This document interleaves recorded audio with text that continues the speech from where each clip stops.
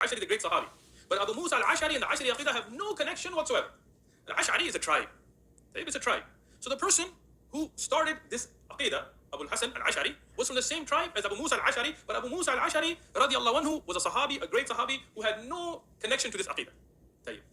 Abu al-Hasan al-Ashari, and we'll talk about him, he was born in 260 Hijri, and he died in 324 Hijri. So he is not from the very early generation. And he's still early, but he's not from the Sahaba or Tabi'un or Taba Tabi'un. He is from the later generations after that. And amazingly, I find sometimes that the Ash'aris, they will say, oh, Imam al-Shafi'i was Ash'ari. And this is so funny because Imam al-Shafi'i died before Abu al-Hasan al-Ash'ari was born. Imam al-Shafi'i left this dunya without ever knowing that there's any such thing as Ash'ari Aqidah. But they will make such claims out of their ignorance and their ghulu. And they will put everybody in that list. They will say this ummah is Ash'ari ummah and this, and this is not true. In fact, this Aqidah began with Abu al-Hasan al-Ash'ari, so that means that for 260 years after the Hijrah, nobody knew this Aqidah. And this is when he was born, so he didn't make the Aqidah when he was born, he grew. So almost for 300 years of the best time of this ummah, this Aqidah was not known to the ummah. Abu al-Hasan al-Ash'ari, rahmatullah alayh, he was a scholar, and I don't have time to go in depth about his history, but he was striving for good. And what happened, as we discussed earlier about ilm al-kalam, is Greek philosophy, challenges from atheists, Hindu philosophy, these things came in the ummah. Before, in the time of the Sahaba, radiallahu anhum, they didn't have a lot of interaction with these kinds of things. They were mostly in the Jazira al-Arabiya, and they were dealing with mushrikeen who were worshipping idols, and there was ignorance and jahiliyyah, and there was jihad, and there was da'wah, and there was it. In the later times, the ummah spread, and it spread into lands, and it became influential there. The influence of the Muslim ummah came. So the books of those other cultures, like Hindu writings from India, and Greek writings from Greece, and Roman writings from Rome, these came into the ummah. And many of the ummah, they like to learn. There were people who like to learn. So they would translate these into Arabic, and they would discuss this issue. But with it, a lot of challenges came. Now what would happen is somebody who was a philosopher in falsafa, he would come to debate with a Muslim scholar. And Islam, we don't like debate in certain times. I mean, there are certain things that are not allowed in debate. Useless debate about hypothetical situations. But there is debate for da'wah. There is debate when there is rule, the munadara. For example, the Shafi'i and other ulama, they were experts in it. So the ulama, they had debates. But now it became difficult because they would ask questions that were not found in the kitab and sunnah. Yani, Allah subhanahu wa ta'ala gave us everything that's beneficial to us. But if somebody comes and asks you a question that has no benefit, like for example, if somebody asks you, what color was the dog of Ashab al-Kahf? Don't know. Don't care. Because it has no effect on us. It has no effect on our aqidah, our salah, our fiqh, our manhaj, on our ahkam. It has no effect. So if there was any fa'idah, if any benefit in it, then Allah subhanahu wa ta'ala would have told us. And when there's no benefit in it, Allah subhanahu wa ta'ala didn't tell us, and we say, la adri wallahu a'lam. So these kinds of questions, when they come up, unfortunately, some of the ulama, they have a hard time saying, la adri wallahu a'lam. They have to give you an answer. And they will make up something ba'id, something's far and strange, and they will say, Rasulullah sallallahu alaihi wasallam, he liked white, and the white is a nice color, so it must have been white. What does that hadith have to do with the dog of Ashab al-Kahf? It has no rabat, no connection. But they will make something ba'id like this. So when the philosophers came and they asked questions like, what was there before Allah, and what was there after, and how can Allah make nuzul? Very hard questions. The correct answer, and those ulama of the Ahl Sunnah wal Jama'ah who were on the Athari Aqidah said, look, Allah subhanahu wa ta'ala says this in the Quran, and this is what we believe, and this is what it is, khalas. There's nothing before Allah subhanahu wa ta'ala, nothing after Allah subhanahu wa ta'ala. If Allah subhanahu wa ta'ala tells us on the arsh, he's on the arsh. If Allah says if the Prophet told us that he makes nuzul, that's our aqidah. The proof is the kitab and sunnah. But the philosophers, they would say, wait, how can something be on the arsh and make nuzul in different parts? And they would try to put Allah subhanahu wa ta'ala, na'udhu billah, in human constraints. They would say, if you say he's on something, then you're giving direction, and then you're saying this, and the makhluk has direction, and this. So now the ulama that stuck to the right aqidah, they said, look, we don't need to debate this issue. We're telling you, if you ask the question, here is the answer. The proof is the kitab of Allah, and Allah subhanahu wa ta'ala knows better about himself than us. We don't restrict Allah subhanahu wa ta'ala with the restrictions of the makhluk. But some of the ulama, they felt this wasn't a good enough answer. So they went into studying ilm al-kalam. And they did it with a good niyyah to make rad on the people of bid'ah. On the Mu'tazila. Like Abu Hasan al-Ashari was very harsh against the Mu'tazila. But unfortunately, they got influenced by that which was not an Islamic ideology, ilm al-kalam. And this is why even when we have debates, we have people come and debate here and things, we tell them first, what is the usul? What are the principles of debate? What do you consider a dalil? What are we going to use as proof? And when we laid that down, somebody came and said, we want to debate with you. I said, okay, what do you want to debate about? We're not here to debate, but if you want to learn. He said, I want to debate about, find me the 5 salawat that they are fard. So 5 salawat fard, you want to debate about this? The ijma' of the ummah. It's ijma'. We don't have to have debate. He told me, no, I will debate you, but you have to find them for me in the Quran. Only in the Quran. I told him, I will find you all 5 salawat in the Quran, but I will not accept this ground to debate. Right? Meaning, if I tell him, okay, we will debate only from the Quran, then I've already lost. Because now I have discredited the sahih, ahadith, mutawatir, ilm al-yaqini from Rasulullah sallallahu alaihi wasallam. You see the trick? Many of our brothers, they fall for this. There's a great sheikh, and I won't mention his name, he wrote a whole book, fiqh only from the Quran. And even though he believed in ahadith, but he was trying to debate and make rad of these people. And the ulama like Shaykh Ibn Uthaymeen and Shaykh Bakr Abu Zayd and others, they told him, you made a mistake. Even though he was a scholar, he said he made a mistake. Because that premise is incorrect. The premise has to be the kitab wa sunnah. And alhamdulillah, I showed him all 5 salawat in the Quran itself. But I told him, but we, as Ahl Sunnah wal Jama'ah, we those who follow the aqidah, following the Salaf al-Salihin, we believe in the Quran and in the Sahih Hadith from Rasulullah sallallahu alaihi wasallam, and that's what we base our belief upon. So Abu Hasan al-Ashari, he began these debates, and he did well in them. He was able to refute, and others who followed him. But unfortunately, they themselves became influenced. And one of the best examples is one of the great scholars of the Ashari Aqidah. From the Asha'ira, one of the major scholars that they have is Abu Hamid al-Ghazali, famous, well known. And as they said about Imam al-Ghazali, that he would go and find the misguided sects, and he would sit with them, and he would learn from them, and he would learn their way, and then he would refute them. So he said, one of the scholars, he said, Abu Hamid al-Ghazali, he swallowed them up. Yani when he went to the Batiniya, he swallowed them, the Rafidah, he swallowed them up, but then he couldn't throw them back out. He couldn't get rid of them. That influence stayed on him. And that's why the Ahl Sunnah wal Jama'ah do not believe in debating without knowledge. Like some people, they say, we want to go debate with somebody, and they don't know. So they go and debate, and they learn, and they themselves get messed up. And it's not because what they were debating about was wrong, but it's because they weren't ready for it. So here, Abu Hasan al-Ashari, he became influenced by these ideas, by ilm al-kalam, and he developed the usul that the Ashari Aqidah is based upon. Until today, you will find some of the imams in some of the Muslim organizations proudly saying, I am Sufi, Ashari, Azhari, and they will be on a pulpit very bragging about it. And you will find if you go to, maybe a place called Zaytuna, they will be pumping this idea of the Ashari Aqidah, and this is the Ashari Ummah, and this and this. The first thing we will ask them, is this the Ashari Ummah? What happened before Abu Hasan al-Ashari? So 300 years the Ummah wasn't from our Ummah. We say this is the Athari Ummah, on the Athar of the Sahaba radiallahu anhum, on the Ahadith of Rasulullah sallallahu alaihi wasallam, and we follow that Aqidah from the time of the Prophet sallallahu alaihi wasallam till the Day of Judgment, inshallah. Secondly, we want to, and this is a video that gets watched and things, I want to put this out. And then the brothers here, if you speak to people from other masajid and things, this challenge goes out.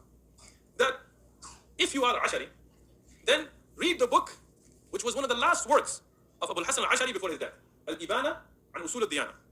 And this is one of the last books written by Abu Hasan al-Ashari. I brought it myself for you guys to look at it if you want.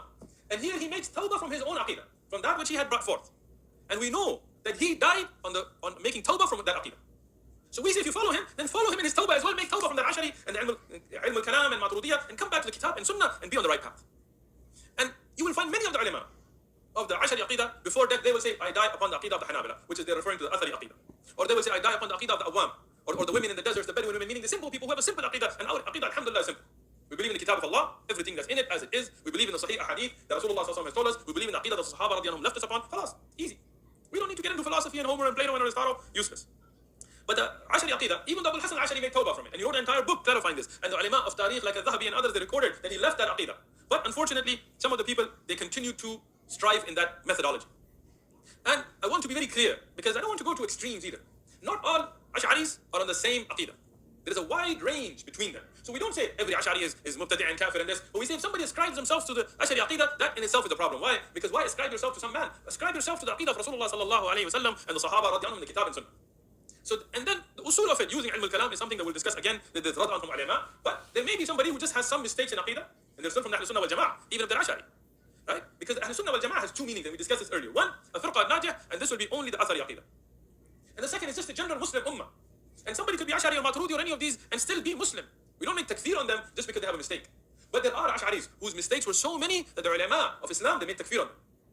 And it's not within the scope of this dars to discuss who is and who isn't. But I want to explain that not all Ash'aris are the same. Don't get too happy with just painting everybody with a broad brush kind of a thing.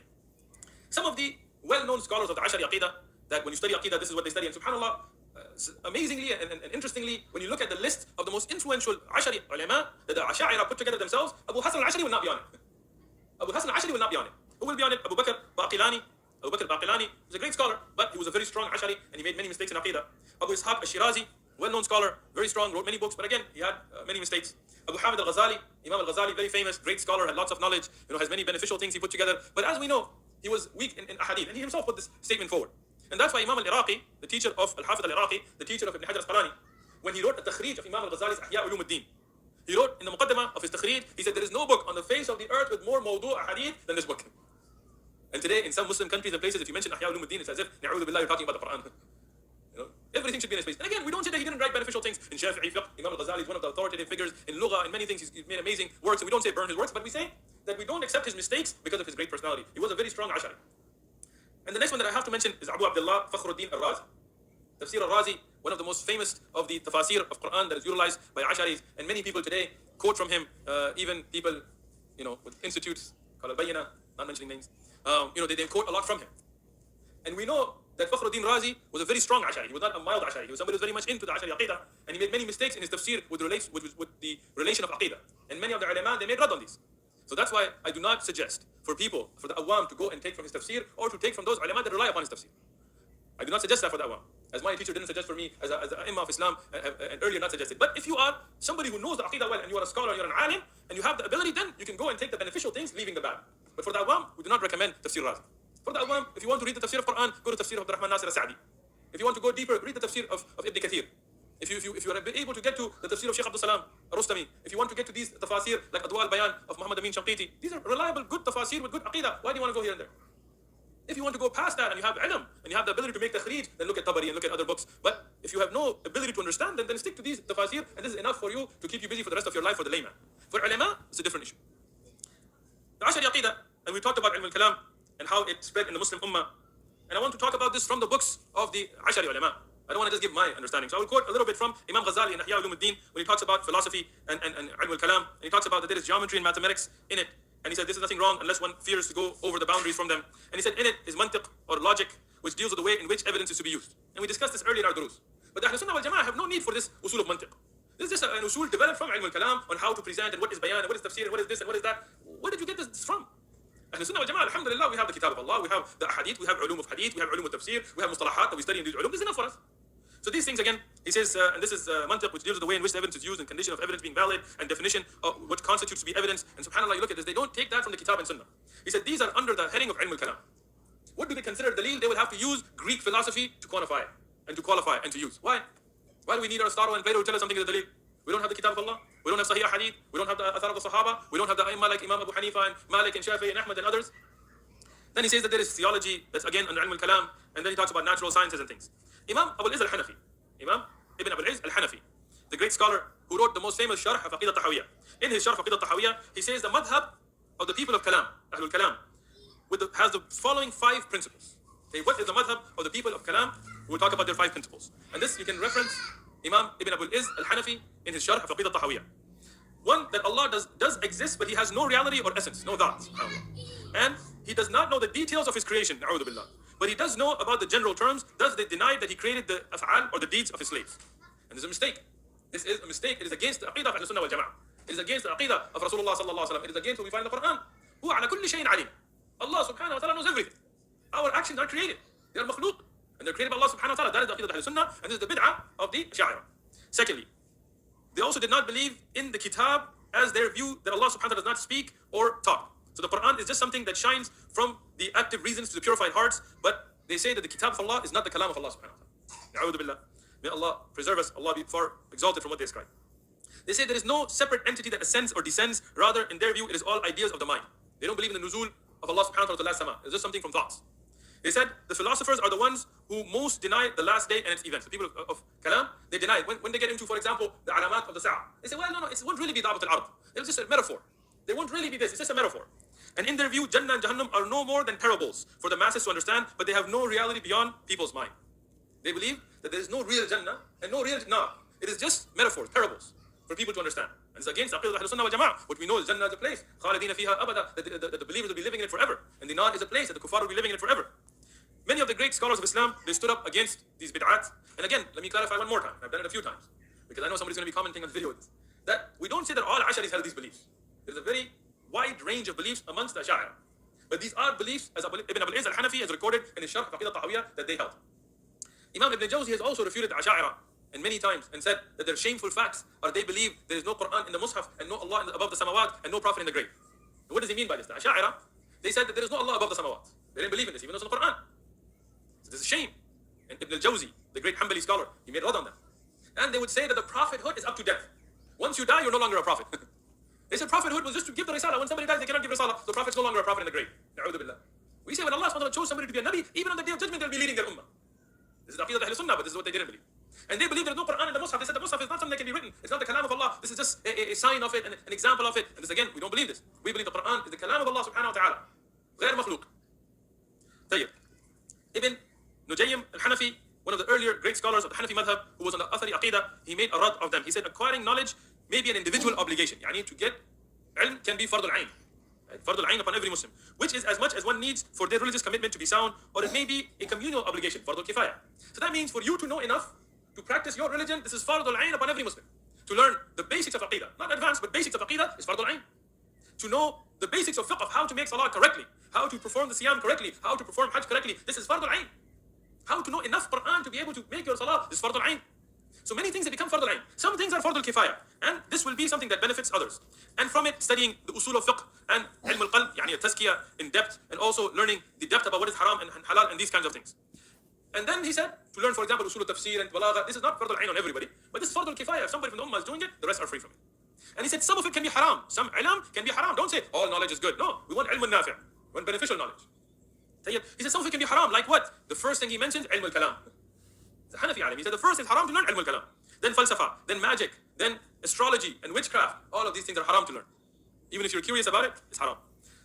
Imam Dardir al-Maliki, one of the earlier great scholars of the Maliki madhab, he has a Sharh al-Kabir.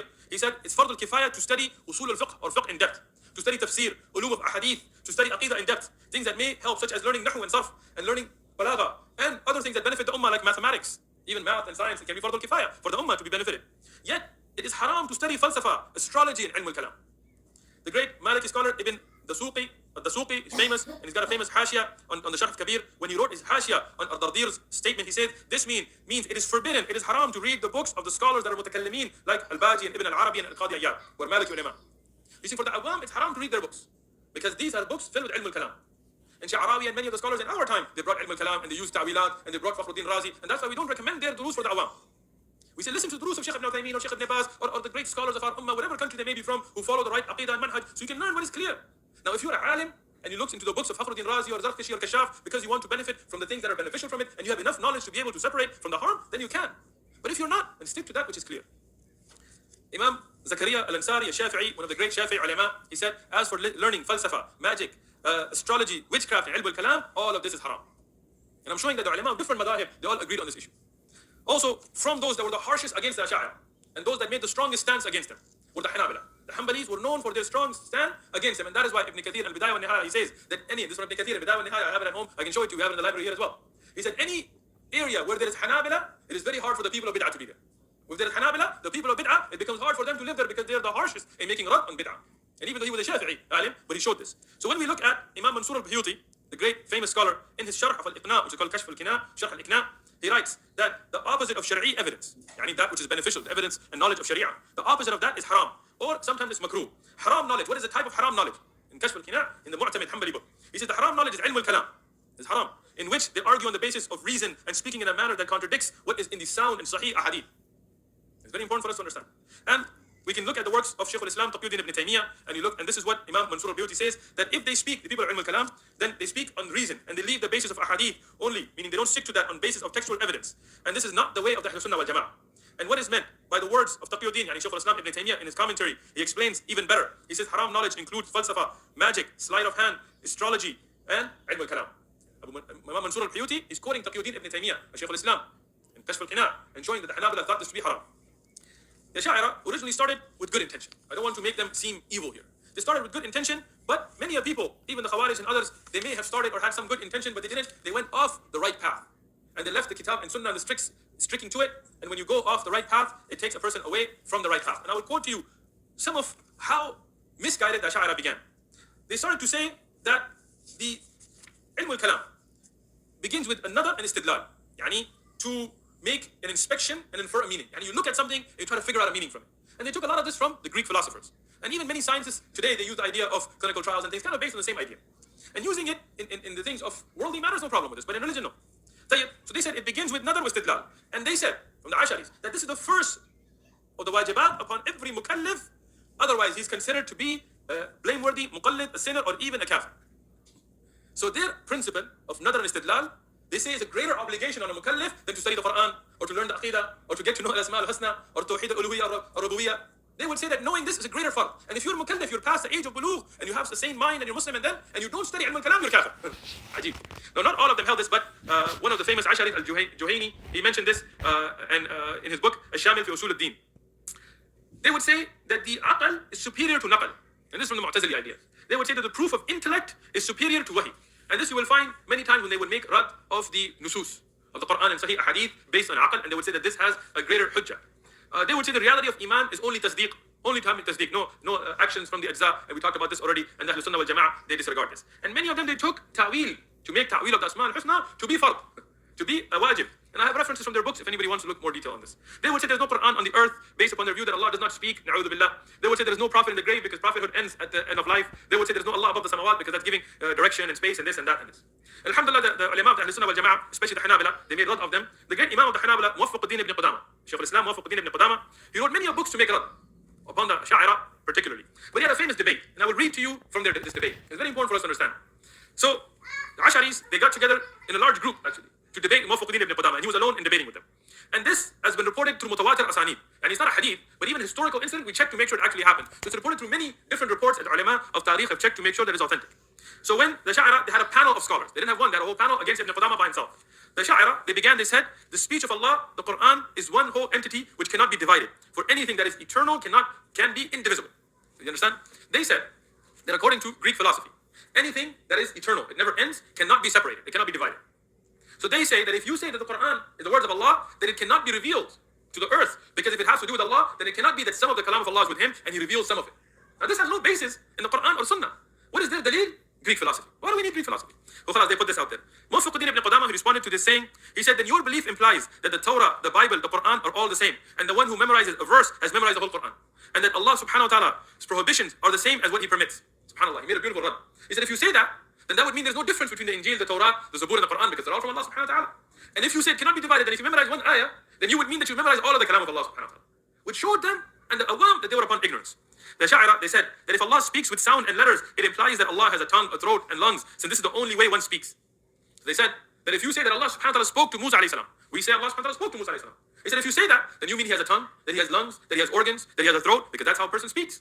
So Muwaffiq ibn Qudama, he responded, he said, it is reported in Sahih Ahadith. And look at his rad. He reported from Sahih Hadith. He didn't go into Ilm al-Kalam. He made rad of them with Sahih Hadith. That the stones and trees of Mecca would say salam to the Prophet sallallahu alaihi wasallam without a tongue, without lungs, without any of that. He said, and likewise, the hands will bear witness on the day of judgment without the need of a tongue or throat. Moreover, from the same token, they should also deny that Allah has hearing them. If you say you cannot speak without a tongue and throat, then you should say that Allah can't hear or see, because then you will say, does he have eardrums and ears and eye sockets and retinas? SubhanAllah, look at how he made rad of them. The Sha'ira were unable to answer for him for a while, and they kept quiet. And then they said, your belief implies that for one... Then Ibn Qudama said to them, he said, your belief to the Ashari implies that for one to recite the Quran in his salah, in fact renders his salah null and void. Because the Quran is actually the speech of Jibreel, as they claim. Because they would say the kalam of Allah cannot be here. So they would say the Quran is a speech of Jibreel. So he said, Ibn Qudama says that in fiqh, if you have the kalam of other than what is in the authentic ahadith and what is in the Quran, if you start speaking, if you just start reading poetry in your salah instead of Quran, your salah is batil. He said, then all of your salawat are batil. Because you're saying is the kalam of Jibreel and not the kalam of Allah. And there is no dispute amongst the ulama of Islam, the ijma', that anyone who rejects a verse in the Quran or a word which is agreed upon, or even a letter which is agreed upon, is a kafir. Whereas you reject the entire Quran and say that none of the Quran is from Allah subhanahu wa ta'ala, and you say it's from Jibreel. He made a very clear rad of them. At this point, the Ash'ari said to Ibn Qudama that I affirm that the Mus'haf is actually the Quran, but it is not the eternal Quran. The Ash'ari have this idea that there's two Qurans. To which Ibn Qudama, he said, so does this mean there are two Quran? They became quiet again. Muwaffiq ibn Qudama said, some of our ashab, yani the Hanabila, said that you Ash'ari are the rulers and the governors of Islamic countries. Because the Ash'ari would be very close to the rulers. The Abbasiyya are the one that spread the Ashari madhab on the Ummah. So that prevents you from making your belief manifest to the common people. We do not know of a sect from the people of bid'ah to hide their beliefs and who are not bold enough to manifest them, except the Zanadiqa, those that are zindiq, that are outside the fold of Islam, and the Ash'ari. Your belief is that similar to that of the Mu'tazila, bidun shak, without any doubt, except that you want to deceive the people. Then he closed with the following words. He said the reality of the Ashari madhab is that there is no Allah in the samawat, and there is no Quran on the earth, and there is no Muhammad as a Rasul, na'udhu billah, in the qabr. And he said that this was the reality that he exposed to the people.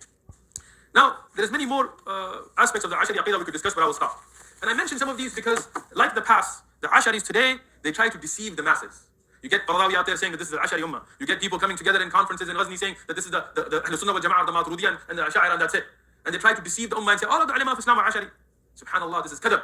If you look at the Sahaba, radiallahu anhum, which are the greatest of our ulama, Abu Bakr and Umar and Uthman and Ali and Ibn Abbas and Ibn Mas'ud, none of them knew anything of Ilm al-Kalam or the Ashari Aqidah. We follow them in their Aqidah, and that is the Ashari Aqidah. And if you look at the best of the generations and the most knowledgeable of the A'imma of the first generation, Abu Hanifa and Shafi'i and Malik and Ahmad, and those that follow them in the best of the generation, the Tabi'un and the Tabi'in, none of them were upon the Ashari Aqidah. Not a single one of the four A'imma were Maturidi or Ashari, they were all upon the Ashari Aqidah.